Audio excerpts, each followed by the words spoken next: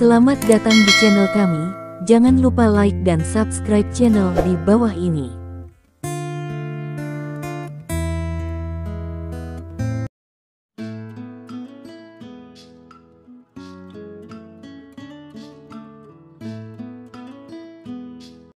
Sinopsis. Ketika seorang istri berselingkuh dari suaminya dan hamil anak laki-laki lain, orang pasti mengira sang suami akan mengusirnya dari rumah dan meminta cerai.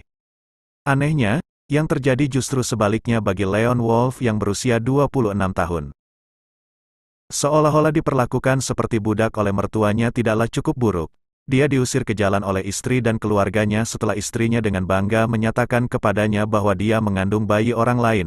Bingung dan kesal, Leon mendapati dirinya berjalan sepanjang jalan menuju pemakaman, di mana dia kebetulan melakukan percobaan pembunuhan terhadap seorang wanita cantik.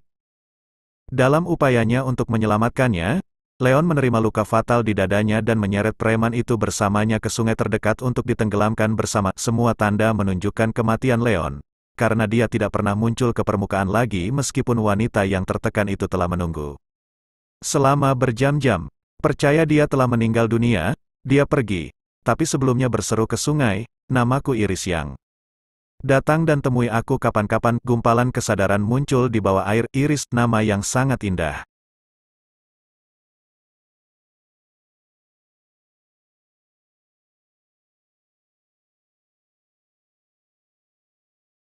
San mantan suami. Bab 1. Leon Wolf yang berusia 26 tahun adalah seorang pria beristri yang aibnya terkenal di seluruh Springfield City.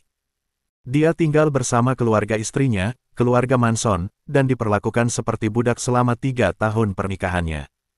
Martabat adalah sesuatu yang asing baginya, tetapi dia akhirnya merasa muak dengan hal itu pada suatu malam yang menentukan.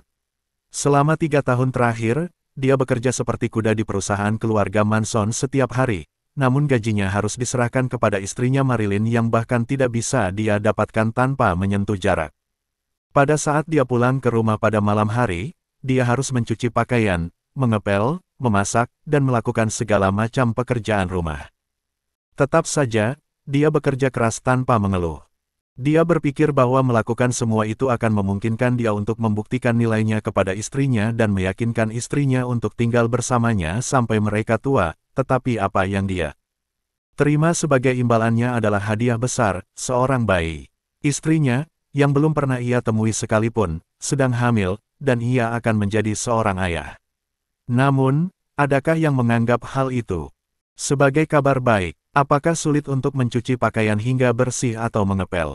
Lantainya bagus, Leon, kamu tidak berguna, tidak bisakah kamu melakukan sesuatu dengan benar? Mengapa kami harus membiarkan Anda tinggal bersama kami padahal seekor anjing akan lebih baik dari Anda? Kata-kata kasar datang dari ibu mertua Leon, Helen Manson. Dia menuding wajahnya sambil menegurnya seolah tidak ada hari esok. Leon mendongak, dan matanya merah karena marah. "Helen," Leon mengertakkan gigi dan menahan suara di tenggorokannya. "Jangan panggil aku dengan nama depanku. Kamu tidak layak memanggilku seperti itu." Helen memasang ekspresi jijik dan jijik. Leon tetap diam dan menahan diri untuk tidak membalas. 3 tahun yang lalu, dia kebetulan bertemu dengan patriark keluarga Manson ketika penyakitnya kambuh. Tiba-tiba, Penatua Manson, begitu dia dipanggil, dibawa ke rumah sakit di punggung Leon sejauh sekitar 8 mil atau lebih. Orang tua itu menerima perawatan tepat pada waktunya dan dengan demikian diselamatkan oleh kebaikan Leon. Penatua Manson mungkin merasa bijaksana untuk membalas budi dengan menikahkan cucunya, Marilyn, dengan Leon. Semua orang di keluarga menentangnya, tapi lelaki tua itu menutup telinga terhadap mereka.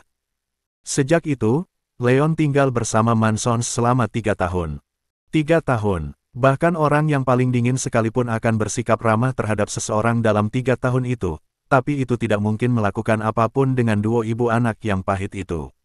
Marilyn dan keluarganya memandang rendah dia dari lubuk hati mereka yang paling dalam hanya karena dia adalah seorang yatim piatu tanpa prospek dan tidak memiliki latar belakang keluarga. Terlepas dari upaya terbaiknya, Marilyn dan yang lainnya terus memarahi, memukul, dan memarahinya di setiap kesempatan. Penatua Manson adalah satu-satunya orang di seluruh keluarga yang memperlakukannya dengan baik. Ketika Penatua Manson ada untuk melindunginya, ibu mertuanya, Helen, mampu menahan diri, tetapi hanya sedikit. Sejak Penatua Manson meninggal karena penyakit sebulan yang lalu, Helen dan semua orang secara praktis meningkatkan upaya mereka untuk mengusirnya. Dia menjadi keberadaan yang berlebihan dalam keluarga dan menghabiskan hari-harinya diperlakukan lebih buruk daripada anjing. Pintu kamar terbuka dan Marilyn masuk, berbau alkohol.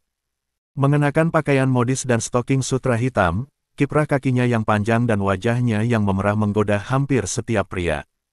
Sejak dia kembali, Leon menatapnya dan merasakan gelombang rasa sakit dari hatinya yang sakit. Dia tidak bisa membayangkan bagaimana Leon bisa memaksa dirinya keluar untuk minum-minum bahkan ketika dia sedang hamil. Insting pertama Leon adalah berdiri dan mendukungnya, tapi Marilyn segera mendorongnya pergi. "Lepaskan aku, kemasi barang-barangmu sekarang dan pergi dari sini. Kami akan bercerai di kantor catatan sipil besok." "Apa? Mengapa?" Pada saat itu, Helen muncul dan mulai memaki-maki Leon begitu dia melihatnya berdiri di sana dengan kebingungan. "Apa yang kamu lakukan, Leon? Bawakan baskom berisi air dan mulailah mencuci kaki Lulu." Helen berjalan mendekati Marilyn dengan ekspresi penuh kasih sayang di wajahnya. Dia kemudian memegang tangan wanita itu dengan sikap yang paling lembut dan bertanya dengan cemas, "Mengapa kamu minum begitu banyak alkohol? Itu tidak baik untuk bayinya. Kamu sudah berusaha keras hingga akhirnya bisa hamil anak laki-laki Brody, jadi jangan biarkan apapun terjadi padanya. Seorang anak laki-laki akan memberikan putrinya kesempatan untuk menjadi istri Brody." Satu-satunya alasan dia tetap menjaga Leon adalah karena dia tidak yakin tentang jenis kelamin bayinya. Bagaimanapun juga, seseorang perlu merawat putrinya, dan pengasuh bayi akan memerlukan biaya tambahan. "Jangan repot-repot mencuci kakiku. Aku sudah cukup menderita karena ketidakbergunaanmu selama 3 tahun terakhir, Leon. Ayo kita bercerai besok." Marilyn memandang Leon dengan ekspresi dingin, sombong, dan menghina. Leon langsung merasa hatinya seperti tertusuk ribuan anak panah. Dia tahu bahwa dia tidak layak untuk Marilyn, namun dia terus bekerja keras dan menanggung segalanya selama 3 tahun dengan harapan mendapatkan persetujuan Marilyn. Dia tidak tahu bahwa dia akan menerima permintaan cerai sebagai imbalan atas semua kerja kerasnya. Tanda seru petik 2, "Kamu benar." Helen segera mengerti. "Lagi pula, kami mempunyai anak Brody sekarang, dan reputasi kami akan tercoreng jika tersiar kabar bahwa dia masih tinggal bersama kami. Saya lelah. Bisakah kamu mengantarku ke kamarku agar aku bisa beristirahat?" Melihat si idiot ini membuatku jijik. Marilyn mengelus perutnya dengan lembut dan mulai khawatir apakah wanita lain di sekitar Brody akan mencoba mengganggu mereka begitu perutnya membesar. Saat Helen membantu Marilyn masuk ke kamar, dia mengejek Leon, "Kenapa kamu masih di sini? Apakah kamu akan tinggal di sini dan merawat bayi yang bukan milikmu?" Dalam sepersekian detik itu, rasa terhina, marah, dan segudang emosi negatif lainnya mulai menguasai hati Leon. Dia merasa seperti seekor anjing liar terlantar yang diusir tanpa ampun dari rumahnya. Semua harta miliknya selama 3 tahun menikah, termasuk KTP-nya, dibuang ke tempat sampah, dan emosi Leon yang paling kuat saat itu adalah kekecewaan yang pahit. Dia menjadi tunawisma. Dalam 3 tahun itu, penghasilannya dari pekerjaan diserahkan penuh kepada ibu mertuanya dan dia tidak pernah diberi 1 sen pun. Dia sama seperti anjing liar. Leon berkeliaran di jalan dan berakhir di kuburan, di mana dia merasakan udara dingin di dalam kegelapan.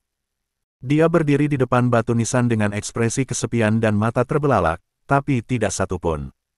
Air mata tumpah. Dia tidak tahu apakah harus merasa marah, putus asa, atau kecewa. Dia memandang diam-diam ke batu nisan mendiang Penatua Manson, satu-satunya orang yang melindungi dan merawatnya selama 3 tahun itu. Setelah diusir dari rumah, Leon merasa ingin memberikan penghormatan kepada lelaki tua itu untuk yang terakhir kalinya. Meskipun tujuan kunjungannya adalah untuk memberi penghormatan, dia tidak punya uang dan bahkan tidak mampu membeli bunga termurah. "Terima kasih telah merawat saya selama 3 tahun ini, Pak. Saya akan menceraikan Marilyn besok. Saya gagal memenuhi harapan Anda." Mata Leon memerah. Dia berlutut di kegelapan malam dan membungkuk ke batu nisan Penatua Manson beberapa kali berturut-turut. Sulit untuk mengungkapkan kepahitan dan kesedihan di hatinya dengan kata-kata. Begitu dia memberi penghormatan, dia mengambil liontin, memegangnya di tangannya, dan duduk kosong di tanah dengan punggung menempel ke batu nisan. Tanpa sepengetahuan Leon, sang liontin itu tampak bersinar dengan cahaya putih, seolah-olah bisa merasakan kemarahan dan penghinaan dalam dirinya. Bab 2, Leon melanjutkan untuk meninggalkan pemakaman setelah memberi hormat kepada Penatua Manson, tetapi sebelum dia keluar dari tempat itu, dia melihat seorang wanita cantik dengan pakaian kantor berdiri di pintu masuk. Dia memiliki sosok yang cantik, dan Leon bertanya-tanya mengapa orang seperti dia mengunjungi kuburan di tengah malam daripada tertidur lelap di tempat tidur. Dia juga menggunakan riasan tebal, mendorongnya untuk melakukan pandangan ganda padanya. Dia tampak tidak senang dan menggumamkan sesuatu seperti, "Broke ASB start." Leon biasanya mengabaikan ucapan seperti itu di masa lalu karena dia tidak ingin mendapatkan apapun jika dia bereaksi terhadapnya. Namun, kejutan yang diberikan istrinya dengan hamil anak orang lain, dan pengusirannya dari rumah, membuatnya sangat kesal. Dia ingin melampiaskan perasaannya. Dalam suasana hati yang impulsif, dia berlari ke arah wanita itu dan berkata, "Kamu terlalu dini untuk menawarkan dirimu keluar dari jalanan. Berapa biaya yang Anda kenakan untuk satu malam? Kebetulan suasana hati saya sedang bagus hari ini." Sejujurnya, Leon tidak punya 1 sen pun di sakunya. Dia sedikit gemetar ketika berbicara dan khawatir dia adalah seorang pelacur karena dengan begitu dia tidak akan punya apapun untuk membayarnya. Beruntung baginya, wajah wanita cantik itu berubah pucat dan dia menatap ke arah Leon setelah mendengar pernyataannya. Dia adalah seorang wanita yang sopan dan sopan, sepertinya. Leon diam-diam merasa lega. Dia sangat menderita di Mansons hari itu dan dia sudah mencapai titik terendah. Saat dia melihat wanita itu memelototinya, dia menambahkan kalimat lain, "Apa yang kamu lihat? Apakah kamu tidak mendengar pertanyaanku? Saya bertanya berapa biaya yang Anda kenakan untuk satu malam. Apa yang salah? Apakah Anda berharap untuk menunjukkan martabat meskipun Anda di sini menjual diri Anda sendiri? Aku pernah melakukan latihan tempur loh, jadi kaulah yang seharusnya berterima kasih kepadaku atas waktu yang baik ini." Ucapan itu membuat wanita itu semakin marah dan dia langsung berteriak, "Siapa namamu? Anda berasal dari perusahaan mana? Apa urusannya dengan Anda? Apakah kamu berpikir untuk datang langsung ke tempatku?" Leon tidak akan dengan bodohnya memberitahu orang sembarangan tentang dia. "Beraninya kamu." Wajah wanita itu memerah karena marah, tapi dia tidak punya pilihan selain lari dari Leon, pergi. Yang terakhir merasa sangat kesal. Saat Leon berbalik untuk pergi, dia melihat 2 orang muda yang teduh menyelinap ke dalam kuburan. Mereka masing-masing memegang karung dan tali. Mereka tidak melihat Leon karena tempat terlalu gelap dan sekitarnya terhalang oleh pepohonan dan batu nisan. Bab 3, pemakaman itu awalnya terletak di daerah terpencil. Leon yakin tidak ada hantu di sekitarnya, namun dia tidak bisa memastikan dengan pasti tentang banyaknya rumor bahwa serigala mengintai di sekitar area tersebut. Wanita itu basah setelah ditarik keluar dari sungai, dan dia tidak bisa berjalan jauh karena dia terluka. Mengingat seberapa jauh tempat itu, hampir bisa dipastikan tidak ada seorang pun yang pergi ke sana untuk menyelamatkannya. Bagi seorang wanita yang kunci mobilnya dibuang ke sungai dan ponselnya hancur, bermalam di sana akan lebih menyakitkan daripada mati. Sial baginya, Leon berniat menghukumnya karena rasa tidak berterima kasihnya. Leon melangkah pergi. "Dasar brengsek. Petik 2 tanda seru. Jangan tinggalkan aku di sini saja." Wanita itu mencoba mengejar Leon, tapi semuanya sia-sia saat dia pergi dengan marah. Dia mengumpat dengan liar dan merasa sangat sedih, karena dia tidak menyangka bahwa seorang wanita muda yang bermartabat seperti dia akan mengalami perlakuan seperti itu di tangan orang biasa. "Begitu saya mengetahui siapa Anda, saya pasti akan membuat Anda membayar." Wanita bernama Iris yang itu berteriak. Begitu dia mengatakan itu, Leon memutuskan untuk mengabaikannya dengan tegas meskipun dia merasa sedikit enggan untuk bertindak seperti itu sebelumnya. Saat Iris melihat Leon menghilang dari pandangannya, dia merasa ingin menangis. Tapi entah kenapa tidak bisa meneteskan air mata sedikit pun. Tumit sepatu hak tingginya patah, dan dia menggigil karena angin dingin karena tubuhnya masih basah. Dia melihat sekeliling dengan waspada saat dia merasakan kengerian di sekelilingnya. Bahkan jika tidak ada serigala di sekitarnya, tidak ada yang tahu apakah mereka mungkin merupakan manifestasi supernatural karena mereka berada di kuburan. Dia membenci Leon dengan seluruh bagian tubuhnya, karena dia tidak pernah mengalami penganiayaan seperti itu sepanjang hidupnya sebagai anak tertua yang dimanjakan. Putri di keluarganya. Leon, Sebaliknya, mulai menyesali apa yang dia lakukan dalam 1 atau 2 menit setelah pergi. Dia adalah orang baik dengan hati yang baik, dan tanpa kebaikan dalam dirinya, dia tidak akan menyelamatkan Penatua Manson bertahun-tahun yang lalu dan menanggung semua siksaan yang dialami keluarga Manson selama bertahun-tahun. Ketika dia menyerang wanita itu sebelumnya, dia hanya mencurahkan seluruh kebenciannya terhadap Marilyn dan Helen pada Iris yang tidak bersalah. Perjalanan singkatnya memberinya kesempatan untuk menenangkan diri, terutama karena ada angin sepoi-sepoi bertiup ke arahnya. Dia berpikir, dia perempuan. Melakukan itu padanya berarti aku melewati batas. Bahkan jika dia tidak bertemu serigala atau hantu, dia tetap akan terkena flu yang parah. Dia tinggal di sini sepanjang malam. Hati nuraniku akan menggerogotiku seumur hidupku jika sesuatu yang buruk terjadi padanya. Membuatnya sedikit takut sudah cukup. Aku seharusnya tidak meninggalkannya di sini sepanjang malam. Leon kemudian berbalik dan pergi mencarinya. Begitu dia tiba di tempat dia meninggalkan Iris, dia tidak terlihat dimanapun. Leon menjadi cemas. Dia mencarinya kemana-mana tetapi tidak menemukan apapun kecuali sepatu hak tingginya. Itu bukan pertanda baik. Leon tahu bahwa Iris sedang dalam masalah, dan dia segera mendengar teriakan samar Iris minta tolong. Dia berlari ke arah suara itu dan amarahnya kembali lagi. Ternyata kedua preman sebelumnya kembali, dan membunuh Iris bukan lagi satu-satunya agenda mereka. Siapapun dapat menebak bahwa para pria itu merasa sedikit terangsang ketika mereka kembali dan melihat Iris basah kuyup dan meneteskan air mata. Iris praktis sudah ditelanjangi pada saat Leon menemukannya. Pada saat itu, dia benar-benar mengabaikan fakta bahwa dia bukan tandingan kedua pria itu dan berlari untuk menendang mereka.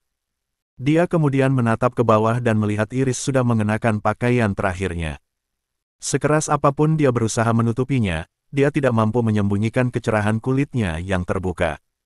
Tanpa sadar Leon berseri-seri melihat sosoknya yang menyenangkan dan menganggapnya sebagai salah satu wanita paling menakjubkan yang pernah dilihatnya. Setidaknya, itu jauh lebih baik daripada sosok Marilyn ketika dia mengintip ke arahnya saat dia sedang mandi. Apakah kamu baik-baik saja? Leon yang diliputi rasa bersalah melepas pakaiannya dan melemparkannya ke Iris sehingga dia bisa menutupi tubuhnya. Iris buru-buru menutupi dirinya dengan pakaian itu, tapi dia merasa marah dan tidak berdaya saat melihat penyelamatnya adalah Leon. Tangannya mengambil keputusan sendiri dan ingin menamparkan wajahnya, tetapi pemandangan yang dia lihat dari sudut matanya malah menyebabkan dia berteriak. Hati-hati, dia memperingatkan, tapi itu sudah terlambat. Penjahat itu, yang mengenakan jas hitam, adalah seorang pria berbadan tegap.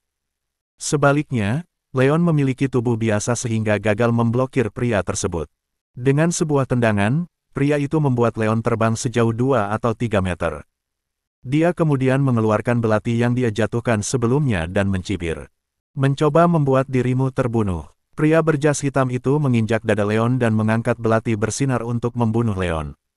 Di belakangnya, pria yang sebelumnya merobek pakaian Iris dan diusir oleh Leon yang mendesak, Marco, kau muda sangat kuat, dan tidak akan lama lagi mereka akan melacak kita berdua. Kita tidak bisa membuang waktu lagi. Atasi mereka dan jangan membuat satu kesalahan pun. Itu kaya, datang dari Anda. Marco berpikir dengan agak tidak senang. Bagaimanapun juga, mereka akan mengakhiri hidup Iris jika orang lain tidak menyerah pada dorongan nafsu itu. Namun, ini bukan waktunya untuk berdebat tentang siapa yang benar, dan Marco segera menusuk dada Leon dengan belati. Darah berceceran di mana-mana. Dengan nafas terakhirnya, Leon mengertakkan gigi, meraih paha Marco dengan keras, dan berteriak pada Iris. Lari, hidupku tidak berarti banyak, jadi tidak masalah jika aku mati.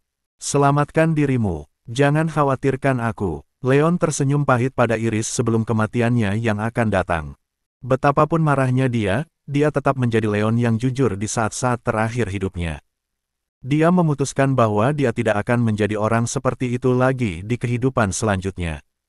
Senyuman pahit Leon melingkupi segudang emosi, termasuk rasa asam, kesedihan, dan keputusasaan. Tubuh halus Iris terkejut hingga kaku. Dia sepertinya bisa membaca kerapuhan dan kesedihan batin Leon melalui senyumannya, dan itu jauh berbeda dari penampilan berani dan kuat yang dia tunjukkan. Iris tidak melarikan diri karena dia tahu itu adalah usaha yang sia-sia setelah Leon meninggal. Melihat kematian Leon, wajah cantik Iris menjadi pucat dan dia terjatuh ke tanah. Meskipun Leon menindasnya sebelumnya, tidak dapat dihindari bahwa dia merasa sedih ketika dia melihat dia menyerahkan nyawanya untuk menyelamatkannya. Dari dada Leon dan menodai liontin yang tergantung di lehernya. Tidak ada yang memperhatikan cahaya putih pada liontin yang mulai memasuki tubuh Leon dari lukanya. Saya adalah nenek moyang para serigala, dan kemasyhuran saya tidak ada artinya jika dibandingkan dengan dewa legendaris. Jika takdir menimpa salah satu keturunanku, mereka akan mewarisi apa yang terkandung dalam diriku. Saat dia akan mati, seluruh informasi yang campur aduk mengalir ke dalam pikiran Leon. Beberapa saat kemudian, dia sepertinya kembali ke arah seterang wajah pucatnya berubah menjadi merah tidak normal dan kekuatan tak dikenal menjalar ke sekujur tubuhnya. Selanjutnya kau, Iris. Pria berjas hitam itu mencibir dan berjalan ke arah Iris dengan belati. Iris duduk lumpuh di tanah dengan pandangan keputusasaan dan kesedihan. Di belakangmu, orang lain berteriak dengan marah tetapi sayangnya sudah terlambat. Leon mengambil belati di tanah, tiba-tiba berdiri, dan menikam pria berjas hitam dari belakang. Bagaimana? Pria berjas hitam tiba-tiba menoleh, menatap Leon dengan mata terbelalak, dan jatuh ke tanah dengan bunyi gedebuk. Dia sudah mati bahkan sebelum dia sempat berpikir, bagaimana kamu bisa kembali. Bab 4. Leon memperoleh kekuatan tak terbatas setelah hidup kembali, dan meskipun dia tidak bisa langsung menguasainya, itu lebih dari cukup untuk menghadapi kedua preman itu.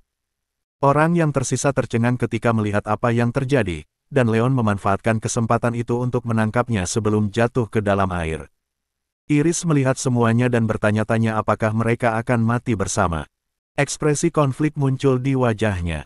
Pria itu mungkin menyebalkan, namun ia rela mengorbankan nyawanya untuk menyelamatkannya meski pertemuan mereka hari itu hanya kebetulan belaka. Kaki Iris sudah lemah saat itu, dan dia harus merangkak untuk mencapai tepi air. Emosinya benar-benar kacau karena dia tidak yakin apakah dia ingin Leon muncul kembali atau tidak. Dia mungkin telah menyelamatkannya, tetapi tubuh sucinya disentuh dan dilihat olehnya, belum lagi fakta bahwa dia secara praktis menciumnya selama resusitasi mulut ke mulut. Iris menggigit bibirnya dan menunggu, tetapi dia tidak menunjukkan tanda-tanda muncul kembali. Dia bertanya-tanya apakah dia mati atau selamat dan tidak yakin dengan nasibnya. Air mata tanpa sadar menggenang di matanya dan tidak ada yang dia lakukan yang dapat menghentikan air mata itu datang. Beberapa saat kemudian, dia mendengar suara klakson mobil. Pengawal yang sudah mulai mencarinya. Dia mengenakan pakaian Leon dan terus menunggu. Setelah dia memastikan bahwa Leon tidak keluar dari air, dia berkata dengan lembut ke sungai, "Nama saya Iris Yang. Datang dan temui aku kapan-kapan." Iris berbalik dan pergi tetapi dia tidak tahu bahwa Leon mendengar semua yang dia katakan dari bawah air. Iris, nama yang sangat indah. Setelah kembali ke rumah, Iris sepertinya kehilangan akal sehatnya saat dia memesan sekelompok pengawal untuk menyelam ke sungai dan menemukan Leon. Namun pada akhirnya, tidak ada jejak dirinya yang ditemukan. Yang mereka tahu hanyalah namanya adalah Leon Wolf, yang terkenal sebagai menantu yang hidup seperti anjing bersama keluarga istrinya. Salah satu pengawal juga menemukan miliknya. Kartu identitas, yang konon ditemukan di pusat daur ulang. Ada yang tidak beres dengan situasi ini. Marilyn dan Helen sama-sama menunggu di luar kantor catatan sipil. Dari waktu ke waktu, Marilyn mengangkat pergelangan tangannya untuk memeriksa waktu di arlojinya. Kemarahannya semakin meningkat setiap menitnya. Dia sudah setuju dengan Leon untuk menyelesaikan perceraian mereka pagi itu, tapi hari sudah hampir tengah hari dan Leon masih belum terlihat. Terlebih lagi, Leon tidak pulang ke rumah sepanjang malam, dan ponselnya tidak dapat dijangkau ketika dia mencoba melakukannya sebelumnya. Bab 5. Maaf, Nona Manson. Menurut Undang-Undang Perkawinan, ada masa tunggu selama 1 bulan ketika mengajukan gugatan cerai. Lagi pula, suamimu tidak punya KTP, jadi kami tidak bisa langsung memproses perceraianmu. Seorang anggota staf wanita mengembalikan semua dokumen dengan sopan kepada Marilyn. Persetan, mengapa ada masa tenang sebelum saya bisa bercerai? Hubungi manajer Anda. Saya ingin dia segera melanjutkannya. Brody menggebrak meja dengan marah. Pak, saya hanya mengikuti aturan. Staf wanita itu tidak senang tetapi dia tetap menjaga kesopanannya. Jangan beri aku omong kosong itu. Sudah kubilang padamu untuk menelepon manajermu. Apakah kamu tuli? Brody berteriak kasar. Dia menyebabkan keributan besar sehingga semua orang memandangnya atau menatapnya dengan ekspresi aneh. Ini adalah pertama kalinya kejadian seperti itu terjadi di sana. Pada saat itu, para pejabat senior di dalam kantor catatan sipil juga terkejut, dan seorang pria parubaya dengan tubuh agak gemuk berlari dengan tergesa-gesa. Itu kamu, Brody. Harap tenang. Amber di sini tidak menyadari siapa kamu. Dia tidak bermaksud, tolong maafkan aku. Pria parubaya itu tersenyum meminta maaf sebelum berbalik dan memarahi staf wanita. Tahukah kamu siapa ini, Amber? Dia bos Sullivan Enterprises. Anda harus segera meminta maaf. Sullivan Enterprises. Orang-orang di sekitar terkejut. Sullivan Enterprises adalah perusahaan baru yang terkenal di Springfield City. Total asetnya mencapai $500 miliar dan memiliki jumlah kekayaan yang luar biasa. Dia adalah tipe orang yang tidak boleh disinggung oleh siapapun. Maaf, Tuan Sullivan. Saya salah. Mohon maafkan saya. Amber sangat ketakutan sehingga dia segera bangkit dan membungkuk kepada Brody untuk meminta maaf. Brody puas dengan ini, dan pada saat yang sama, dia menikmati tatapan menakjubkan dari orang-orang di sekitarnya. Tuan Lue, tolong percepat perceraian wanita saya. Dan selagi kamu melakukannya, daftarkan pernikahan kita juga. Ya, aku akan melakukannya sekarang juga. Petik 2. Pria parubaya itu tersenyum dan memproses perceraian antara Leon dan Marilyn serta pernikahan antara Marilyn dan Brody. Kamu luar biasa, sayang. Aku suka sisi dirimu yang itu. Marilyn meringkuk di pelukan Brody seperti anak kucing dan berkata dengan genit. Kekuatan dan pengaruh Brody membawa kebanggaan bagi Marilyn dan Helen. Siapa dia? Bagaimana dia bisa mengenal tuan muda tertua Sullivan Enterprises? Ekspresi cemburu yang cukup mencolok. Marilyn menjadi pusat perhatian saat dia terkikik dan tersenyum. Dia menjadi sangat shock. Sementara itu, semua orang langsung merasa bahwa posisi Leon dalam hubungan itu telah direbut. Semua orang menatapnya dengan aneh, ada yang merasa kasihan padanya sementara yang lain menunjukkan rasa jijik. Akibatnya, Leon merasa semakin terhina, dan dia berharap bisa menggali lubang dan menggali ke dalamnya. Setelah mendapatkan akta cerai, sumber menghadapi Leon hendak pergi ketika Brody menghentikannya. Pergi begitu cepat, aku tidak akan melepaskanmu begitu saja. Brody tersenyum dingin. Wajah Leon merosot. Apa yang kamu rencanakan untuk dilakukan padaku? Bagaimana menurutmu? Kamu menyia-nyiakan begitu banyak waktu wanitaku pagi ini, dan kamu dengan tegas menolak untuk melanjutkan perceraian dengan dalih kamu kehilangan kartu identitasmu. Apa? Menurutmu aku akan membiarkan semua itu berlalu begitu saja? Brody mencibir, aku sudah menjelaskannya dengan sangat jelas, bukan? Aku tidak pernah menolak untuk menceraikannya dan KTP-ku hilang. Leon menahan amarahnya. Jangan beri aku omong kosong itu. Apa menurutmu aku semudah itu untuk dibodohi? Brody tersenyum menghina dan berbalik untuk memerintahkan kedua pengawalnya. Pukul dia. Beri pelajaran pada si idiot ini. Tunjukkan padanya apa yang akan terjadi padanya jika dia mencoba menipuku. Dimengerti. Kedua pengawal itu tersenyum muram sambil mengangkat tinju untuk meninju Leon. Kedua pengawal itu sering melakukan latihan tempur dan Leon langsung terlempar ke tanah. Leon hanya bisa menundukkan kepalanya menjadi bola dengan tangannya dan menerima rentetan pukulan dari tangan dan kaki pengawalnya. Betapa menyedihkannya dia. Istrinya direnggut dan dia juga dipukuli. Aku lebih baik mati jika aku tidak berguna seperti dia. Semua orang di sana mulai berbisik di antara mereka sendiri sambil memandang Leon dengan lebih simpati dan jijik. Mereka tahu bahwa itu mungkin hanya permulaan karena pengaruh yang hampir dimiliki oleh Sullivan Enterprises. Pasti akan menjadi malapetaka bagi masa depan Leon. Tiba-tiba, terdengar derit keras kendaraan yang direm. Sebuah Rolls-Royce versi modifikasi yang diperpanjang dan mengintimidasi, diikuti oleh dua Mercedes-Benz hitam, berhenti tepat di luar kantor catatan sipil. Pintu Rolls-Royce terbuka, dan seorang wanita cantik, tinggi, dan anggun berusia 23 atau 24 tahun keluar dari mobil. Ada kesan elegan pada karakternya. Di belakang wanita glamor itu ada 6 pengawal. Masing-masing pengawal memiliki sosok yang kuat dan mata yang tajam. Sekilas, seseorang dapat langsung mengetahui bahwa mereka semua adalah peserta pelatihan tempur terkemuka. Ya Tuhan, ini Iris. Wanita yang menduduki peringkat pertama di antara 4 wanita cantik teratas di kota Springfield. Itu Iris, putri tertua keluarga Yang. Beberapa orang mengenalinya, siapa wanita cantik itu dan mau tidak mau berseru dengan lantang. Iris bukanlah figur publik, dan tidak banyak orang yang pernah melihatnya dengan mata kepala sendiri. Namun, reputasinya mendahuluinya, karena dia adalah permata kaum muda dan salah satu dari 4 gadis terkenal di kota Springfield. Begitu seseorang di antara kerumunan mengungkapkan identitas Iris, semua orang segera menyadari bahwa kecantikan glamor dan mulia di depan mereka adalah dewi yang didambakan banyak pria kota Springfield. Iris tidak pernah punya pacar dan selalu lajang. Mengapa dia datang ke kantor catatan sipil hari ini? Apakah dia sudah punya pacar? Apakah dia berencana untuk menikah?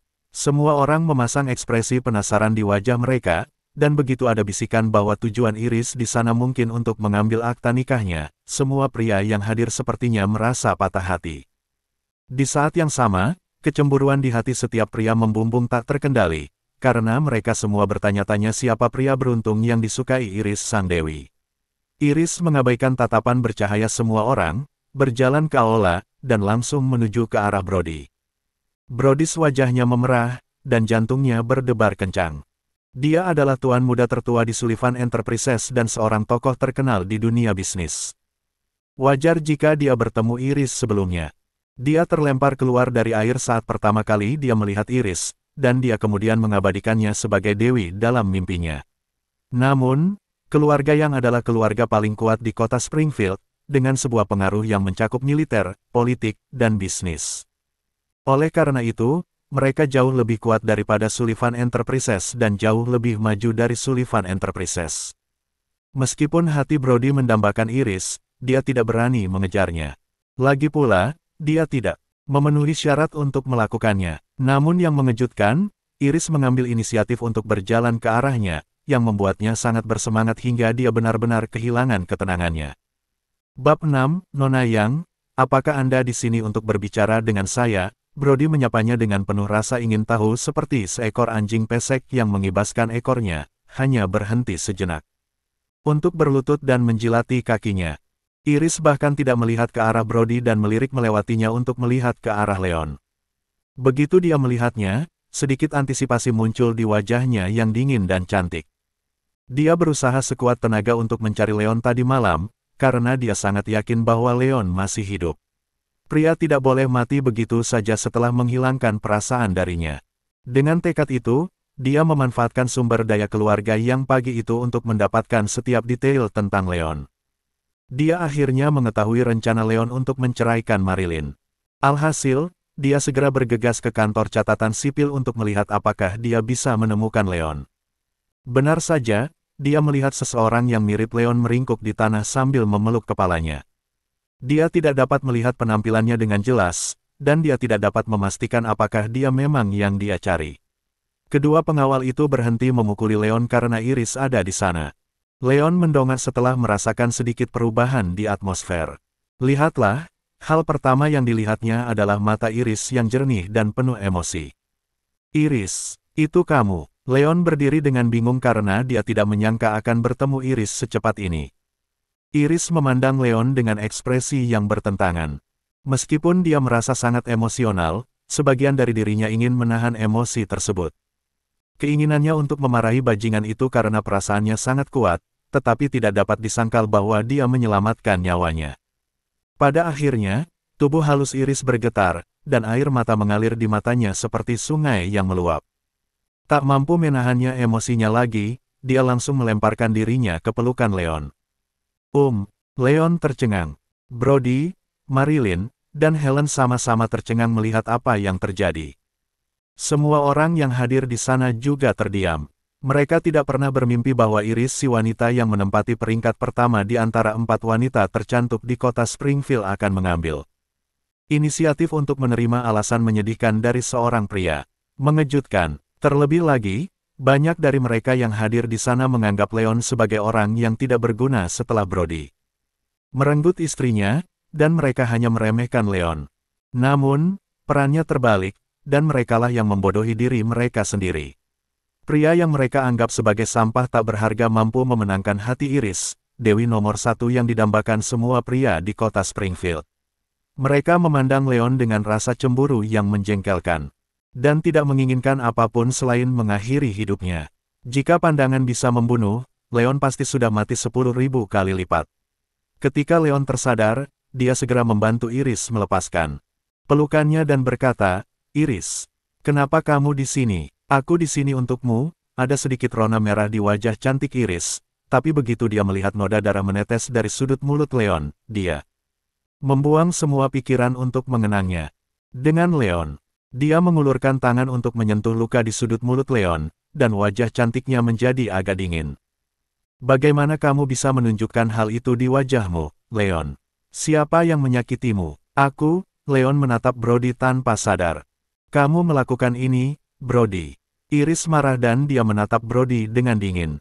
Dia melakukan penyelidikan menyeluruh terhadap latar belakang Leon dan mengetahui bahwa istrinya Marilyn berselingkuh. Dia dengan Brody.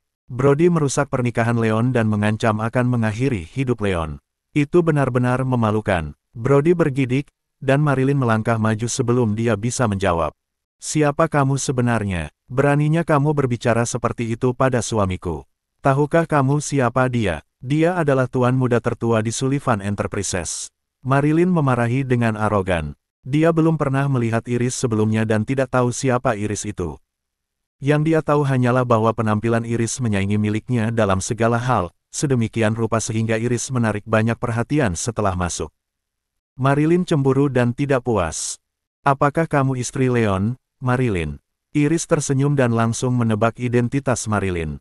"Ya, atau lebih tepatnya, memang begitu. Saya sudah menceraikannya. Dia seorang pengemis yang tidak berguna dan menilai dari caramu melemparkan dirimu ke dalam pelukannya seolah dia adalah semacam harta karun. Kamu pasti sama tidak bergunanya dengan dia juga." Marilyn mencibir, tapi sebelum dia bisa melanjutkan, dia ditampar. Bab 7. Tamparan keras itu bergema di seluruh kantor setelah Iris mengangkat tangannya dan menamparkan Marilyn dengan keras.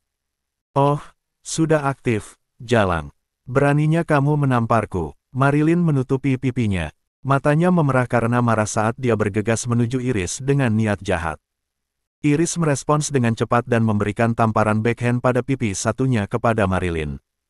Marilyn bukanlah orang yang menerima penghinaan seperti itu. Dia tersandung dan menangis kepada Brody, "Sayang, wanita jalang ini menamparku. Anda perlu mendapatkan keadilan untuk saya." "Keadilan, kakiku." Brody yang marah menamparkan Marilyn begitu keras hingga dia terjatuh ke tanah. Marilyn tertegun oleh tamparan itu dan terlihat sangat tidak percaya. "Sudah kubilang padamu untuk menamparnya. Kenapa kamu malah menamparku? Tamparan itu untukmu. Anda tahu siapa ini? Ini Iris, putri sulung keluarga Yang. Apakah kamu mencoba menghancurkan keluarga Sullivan?" Brody memarahi dengan marah. Marilyn tertegun konyol dan akhirnya menyadari bahwa dia melakukan kesalahan besar. Keluarga Sullivan adalah keluarga kaya baru di Springfield City. Mereka adalah kekuatan kelas 2, dan pengaruh mereka jauh di belakang keluarga kelas 1 seperti keluarga Yang. Heck, bahkan ayah Brody pun tidak akan berani menyinggung perasaan Iris jika dia datang sendiri. "Tolong jangan tersinggung, Nona Yang. Ini hanya kesalahpahaman." Brody buru-buru membungkuk dan tersenyum meminta maaf. "Salah paham, saya tidak melihat adanya kesalahpahaman." Iris mencibir, lalu memerintahkan beberapa pengawal di belakangnya, "Orang-orang ini menindas temanku, Lou. Bisakah Anda memberi mereka pelajaran untuk saya?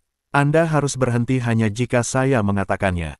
Dipahami, para pengawal itu melakukan apa yang diperintahkan dan segera mengepung Brody dan kedua pengawalnya. Marilyn, sebaliknya, adalah seorang wanita, dan dia sudah kehabisan napas setelah Iris menamparnya 2 kali.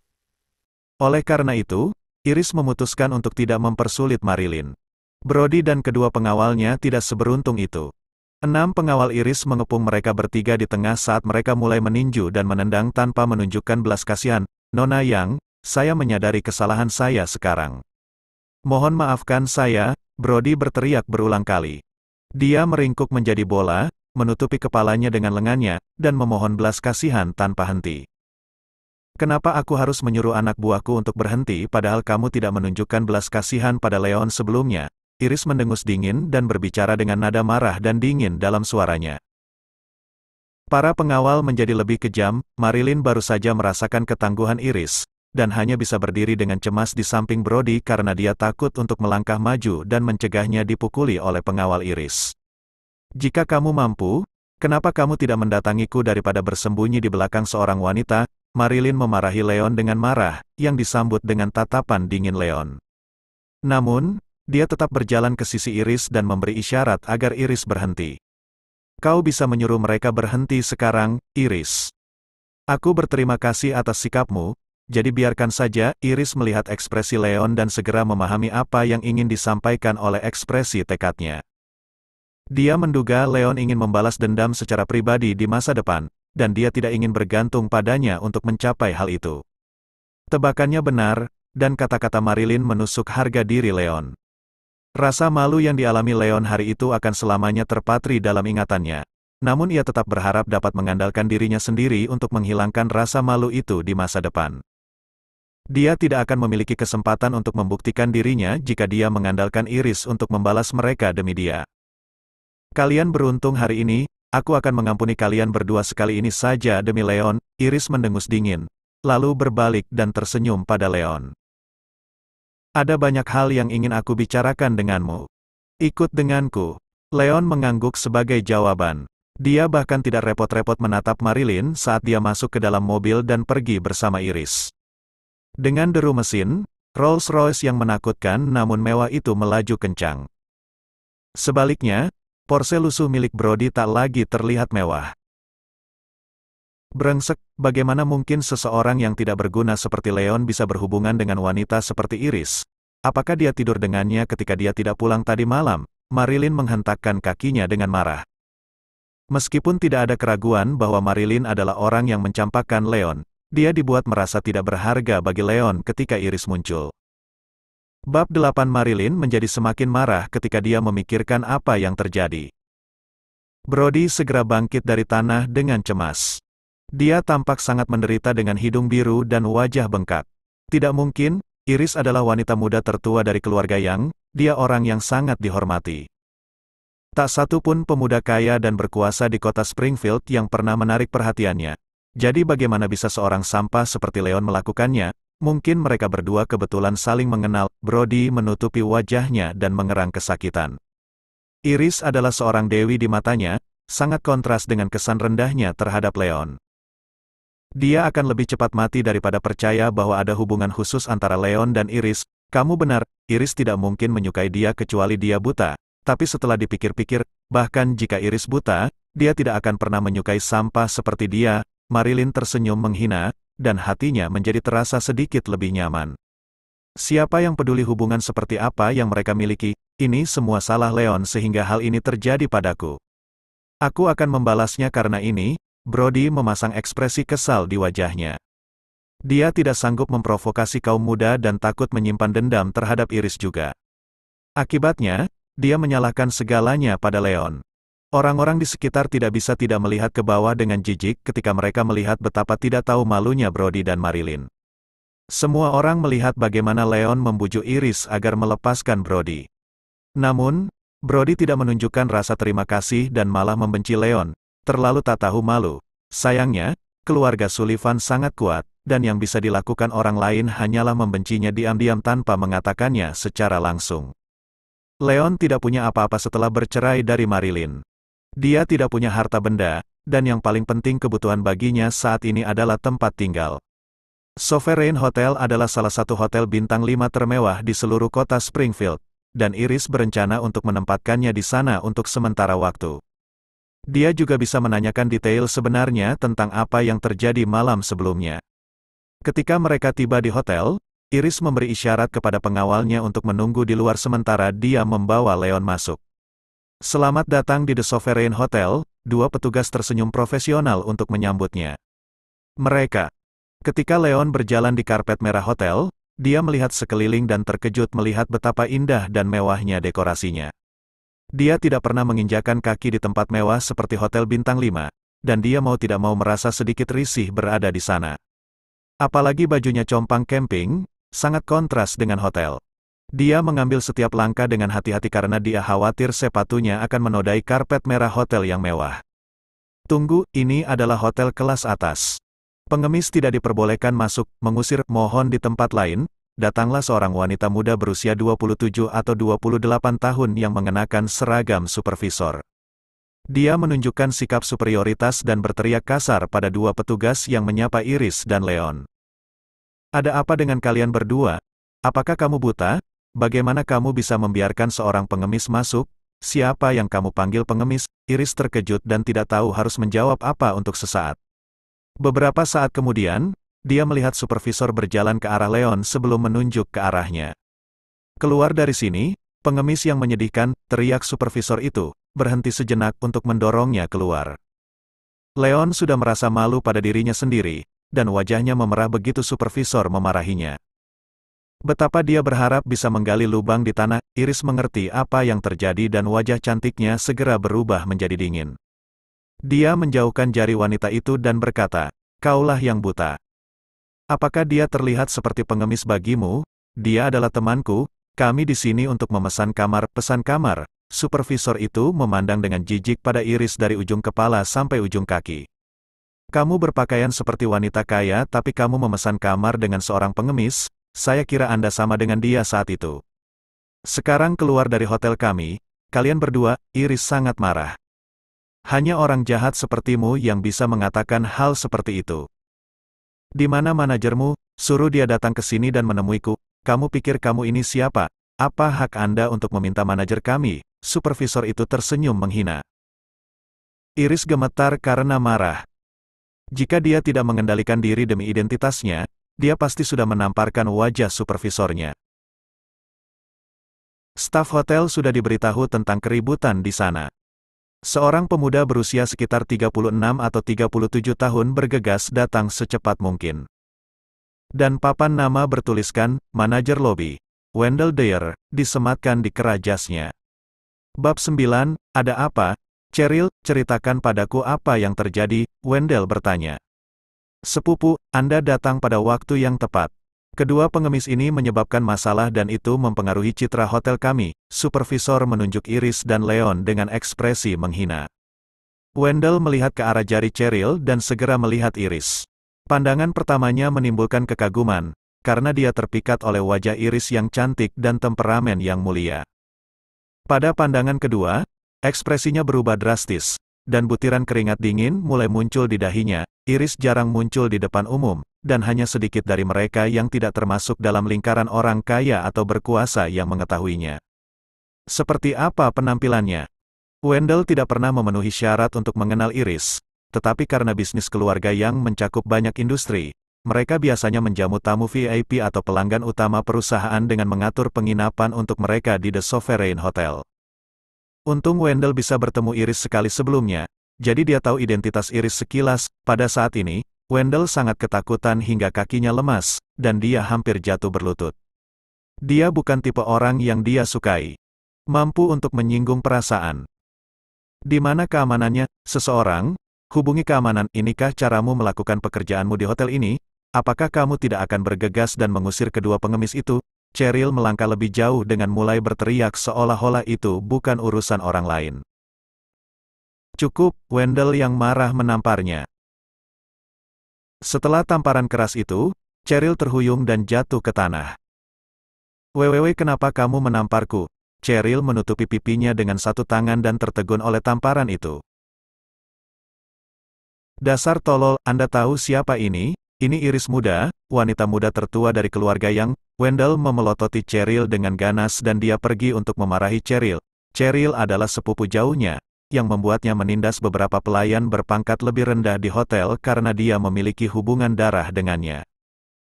Dia menutup mata terhadap pelanggarannya demi kerabat mereka, tapi Cheryl menyebabkan masalah serius dengan memprovokasi Iris. Mengingat pengaruh keluarga yang di Springfield City, dia akan dibuat menderita bersama Cheryl jika masalah ini tidak ditangani dengan baik, sehat.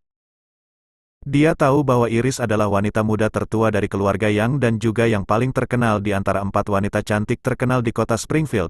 Bahkan jika keluarga Yang tidak datang untuknya, pengagum kayak Iris hampir pasti akan mencabik-cabiknya sekali saja. Mereka mengetahui bahwa dia menyinggung Iris. Cheryl sangat ketakutan hingga lututnya lemas. Dia segera berlutut dan mulai memohon belas kasihan. Nona Yang, saya minta maaf karena tidak mengetahui siapa Anda sebelumnya. Saya tidak bermaksud menyinggung perasaan Anda. Tolong temukan dalam hatimu untuk memaafkanku, daripada tersinggung dengan orang sepertiku yang berada di bawahmu. Cheryl menggigil ketakutan dan terus memohon belas kasihan. Hati Wendell mencelos saat melihat wajah Iris yang tanpa ekspresi.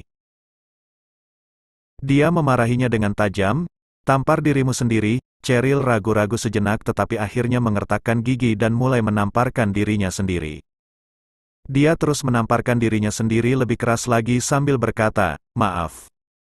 Aku sangat menyesal. Dia menamparkan dirinya sendiri setiap kali meminta maaf sampai sudut mulutnya mulai berdarah. Minta maaf pada temanku, Iris memerintahkan dengan dingin.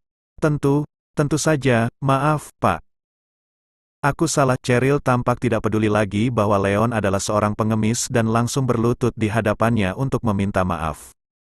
Leon kaget dan merasa sedikit kewalahan. Dulu, rutinitas sehari-harinya terbagi antara tinggal di rumah dan bekerja di perusahaan. Dia tidak pernah pergi kemanapun. Dia bahkan tidak pernah mendengar tentang 4 keindahan kota Springfield, apalagi kaum Yang. Dia juga tidak tahu bahwa kaum Yang adalah keluarga yang berpengaruh, dan dia tidak tahu betapa tangguhnya kaum Yang. Semua yang dia tahu adalah Iris memerintahkan pengawalnya untuk memukuli Brody secara tidak wajar di kantor catatan sipil. Lalu ada juga Cheryl yang begitu ketakutan setelah mengetahui identitas Iris yang sebenarnya hingga dia berlutut dan mulai memohon ampun. Kedua kejadian itulah yang membuatnya berdalil bahwa keluarga Yang pastilah keluarga yang kaya dan berkuasa. Tidak ada keraguan bahwa Leon membuat Iris merasa sedikit bersemangat pada malam sebelumnya. Tapi Iris tampaknya bersikap seolah-olah semua itu tidak terjadi, menyebabkan Leon bertanya-tanya mengapa hal itu terjadi. Bab 10. Apakah penghapusan tato laser menghilangkan tato sepenuh? Leon membiarkan imajinasinya menjadi liar sejenak tetapi memastikan untuk mengeluarkan dirinya sesegera mungkin. Dia berjalan ke arah Iris dan menarik lengannya sambil berbisik, lupakan dia, Iris. Lagi pula aku sudah terbiasa dengan perlakuan ini. Iris merasakan sakit di hatinya. Dia bisa merasakan kepahitan dan ketidakberdayaan dalam kata-kata Leon, bersama dengan sedikit rasa rendah diri. Nona Yang, ini sepenuhnya salah Cheryl. Saya akan mendisiplinkannya pada waktunya. Tolong beri dia kesempatan lagi untuk belajar dari kesalahannya, pinta Wendell tulus. Kebenciannya terhadap Cheryl mulai terlihat. Dia perlu memastikan bahwa Cheryl tidak terus bertindak seperti itu di masa depan. Dia mungkin telah dibebaskan pada kesempatan itu, tetapi membiarkannya melanjutkan kejahatannya pada akhirnya akan membawa malapetaka baginya juga. Bangun, karena teman saya telah memilih untuk memaafkan Anda, saya setuju untuk memberi Anda satu kesempatan lagi. Saya harap Anda akan belajar membentuk diri di masa depan. Iris mendengus dingin. Dia mampu memaafkan ketika situasi mengharuskannya. Lagi pula, dia tidak pernah suka menggunakan identitasnya untuk menindas orang lain, dan dia tidak ingin berdebat dengan orang-orang yang tidak penting. Terima kasih, Nona Yang. Terima kasih Pak. Cheryl akhirnya memberanikan diri untuk berdiri, karena dia merasa seperti baru saja diberikan pengampunan. Namun, pakaian di punggungnya sudah basah oleh keringat dingin. Banyak tamu di sana yang terkejut. Ketika mereka mengetahui bahwa wanita bangsawan dan cantik di depan mereka adalah Iris, mereka semua terlihat terkejut dan mata mereka bersinar dengan cahaya yang menyala-nyala. Banyak dari mereka yang diam-diam mengeluarkan ponselnya untuk mengambil beberapa gambar, dengan harapan bisa mendapatkan penampilan cantik Iris di kamera. Ayo pergi, Leon. Iris segera menyadari ada sesuatu yang tidak beres dan segera menarik Leon keluar dari sana. Hotel. Hotel adalah tempat yang rumit karena agak tidak pantas memesan kamar di sana bersama Leon. Itu hanya akan merugikan mereka berdua jika ada kesalahpahaman atau rumor yang mulai beredar. Sudah jelas bahwa dia memiliki hati nurani yang bersih dan oleh karena itu tidak ada yang perlu ditakutkan, tetapi banyak dari pelamarnya adalah anak-anak orang kaya dan berkuasa. Kesalahpahaman yang melibatkan masalah seperti itu akan dengan mudah menimbulkan masalah yang tidak perlu bagi Leon. Itu adalah hal terakhir yang ingin dilihat Iris. Dragon Bay Villas adalah salah satu villa kelas atas paling terkenal di Springfield City. Pegunungan dan sungai mengelilingi daerah itu dan memberkatinya dengan pemandangan yang luar biasa indah. Mereka yang mampu tinggal di sana haruslah orang kaya dan terkenal, renungan para taipan bisnis, atau mereka yang reputasinya identik dengan keanggunan dan kemewahan. Iris membelikan 2 set pakaian kelas atas untuk Leon di mall terdekat sebelum kembali ke villa bersama Leon. Saya rasa tidak bijaksana memesan kamar hotel untuk Anda, tinggallah di sini. Kamu bisa tinggal di tempatku selama beberapa hari dan aku akan membelikanmu rumah besok. Kamu bisa pindah ke rumah barumu setelah formalitasnya selesai. Wajah cantik Iris sedikit memerah. Sebagai seseorang yang selalu menjaga kesuciannya, dia tidak pernah sekalipun mengizinkan lawan jenis masuk ke kediamannya sebelumnya, apalagi mengundang mereka untuk menginap. Meski begitu, dia membuat pengecualian untuk membawa Leon pulang untuk berterima kasih atas anugerah penyelamatan nyawanya. Tentu saja, satu-satunya alasan dia begitu mempercayai Leon adalah karena dia menyelamatkan nyawanya pada malam sebelumnya. Integritas itu saja yang meyakinkannya bahwa Leon bukanlah orang jahat. Terima kasih, tapi kamu tidak perlu membelikanku rumah, Leon melambaikan tangannya.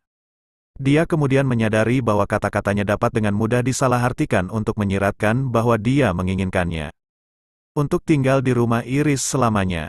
Bukan itu maksudku, yang ingin kukatakan adalah, aku akan cukup berterima kasih jika kamu menemukan tempat di mana aku bisa menyewa. Saya akan mengembalikan uang yang Anda habiskan untuk sewa saya ketika saya sudah mendapatkan sejumlah uang, kata Leon dengan senyum canggung. Iris membalasnya dengan tersenyum dan tidak mengingat kata-katanya. Dia mengeluarkan sebuah kartu identitas dan mengembalikannya kepadanya, sambil berkata, "Ini kartu identitasmu. Orang-orangku menemukannya di tempat pembuangan sampah, yang membuatku berpikir mengapa benda itu ada di sana." Kamu adalah penyelamat. Leon sangat gembira saat dia mengambil kartu identitasnya.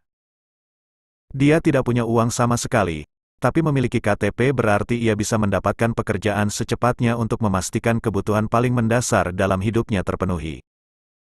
Wajah Leon memerah saat mengingat kembali bagaimana KTP-nya berakhir di tempat pembuangan sampah. Dia malu untuk memberitahu Iris betapa menyedihkannya kehidupan yang dia alami ketika dia menikah, jadi dia menjelaskan semuanya tanpa menjelaskan terlalu banyak detail.